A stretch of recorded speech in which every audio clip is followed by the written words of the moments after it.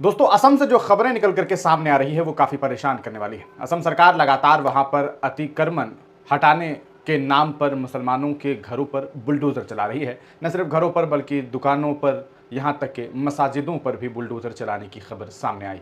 अब एक खबर सामने आई है गोलपाड़ा से, जहाँ पुलिस ने फायरिंग कर दी और उसमें एक मुस्लिम नौजवान लड़का जिसकी उम्र महज 18 से 19 वर्ष है, उसकी मौत हो गई। जी हाँ, आपको बता दें, जब अतिक्रमण खाली करने के लिए प्रशासन की टीम वहां पर पहुंची तब इस पूरे मामले का विरोध वहां के ग्रामीणों ने किया। इस पर पुलिस और आम लोगों के बीच जो है वो कहीं ना कहीं हंगामा हुआ।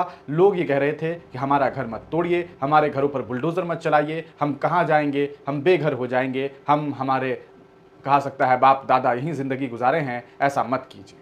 लेकिन प्रशासन का ये कहना है कि आम लोगों ने उन पर आक्रोश दिखाया और इस आक्रोश को ख़त्म करने के लिए और कहीं ना कहीं ये तमाम जो चीज़ें हो रही थी उस घटनाक्रम को सही करने के लिए, भीड़ को ख़त्म करने के लिए, आम लोग जो कहीं ना कहीं गुस्से में थे और वो प्रशासन के ऊपर जो है वो भारी पड़ रहे थे, इसलिए फायरिंग हुई और उस फायरिंग में एक मुस्लिम नौजवान की मौत हो गई।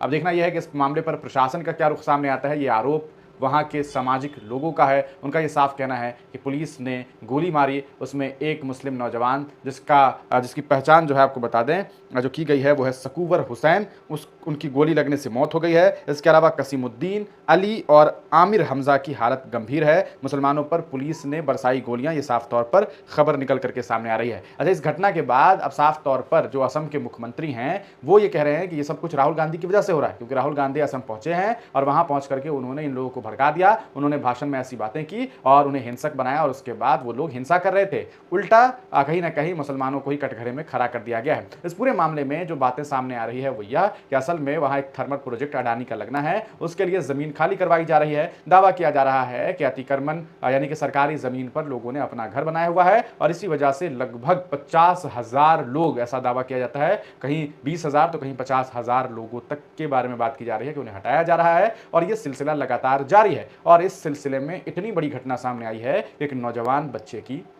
मौत हो गई है। अब बात करेंगे असम के मुख्यमंत्री के बारे में। आप उन्हें बखूबी जानते हैं, उनके बयानात आपने पूर्व में भी सुने होंगे कि किस तरीके से वो जो है लगातार आपको मुसलमानों के खिलाफ कभी मियाँ कहना, कभी उनसे मछली ना खरीदना, कभी उनसे ये ना खरीदना, कभी उनसे वो ना खरीदना, कभी लैंड जिहाद, ज़मीन जिहाद और तरह तरह के जिहाद की बात जो है वो करते रहते हैं। उनकी राजनीति मुसलमानों के खिलाफ कई बार आपत्तिजनक टिप्पणी पर ही चली है और ये सब कुछ हम और आप तमाम लोग देखते रहे हैं। अब इस पूरी घटना के बाद देखना यह है कि आखिरकार क्या कुछ बातें सामने आती है। इस पूरे घटना के बाद मिली तंजीमों ने इस पूरे मामले को कहीं ना कहीं संज्ञान में लेते हुए वहाँ की सरकार, वहाँ की हुकूमत को जो है कहीं ना कहीं इसका आरोपी बनाते हुए ये बात कही है कि ये किसी भी तरीके से मुनासिब नहीं है और जो कुछ हो रहा है ये जुल्म और सितम है। अब आपका इस पूरे मामले पर क्या सारे ख्याल है? लगातार इस तरह की घटनाएं ये बताती है कि किस तरीके से इस देश में माइनॉरिटीज़ के हालात हैं। आप जो कुछ भी सोचते हैं अपनी राय कमेंट सेक्शन में ज़रूर लिखिए।